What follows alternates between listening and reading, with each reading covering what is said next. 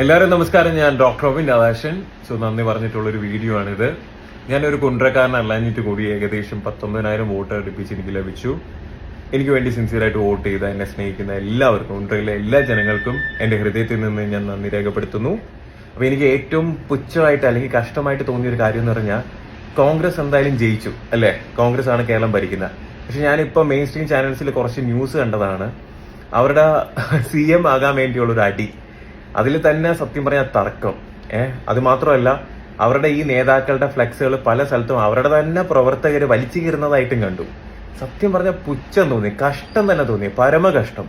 എന്തായാലും നമ്മള് BJP-കാരുടെ ഇടയിൽ ഇങ്ങനത്തെ ഇഷ്യൂസ് ഒന്നുമില്ല, മനസ്സിലായില്ലേ? നമ്മളെല്ലാം ഒറ്റക്കെട്ടായിട്ട് മാത്രം മുന്നോട്ട് പോകുന്ന ആൾക്കാരാണ്.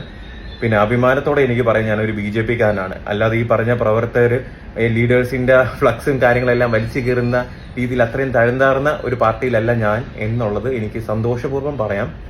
അപ്പം ഇത് ആർക്കെങ്കിലും ഇത് ഹേർട്ട് ആവുന്നുണ്ടെങ്കിൽ വേറൊന്നും കൊണ്ടല്ല, ഇത് പരമമായ സത്യം മാത്രമാണ് ഞാൻ വിളിച്ചു പറയുന്നത്. അല്ലെ, ഇന്നത്തെ ന്യൂസ് ചാനൽസിൽ എല്ലാം കാണുന്നുണ്ടായിരുന്നു അല്ലെ, മോശമായിട്ടുള്ളൊരു കാര്യം, മോശം മോശം മോശം മോശം മോശം മോശം.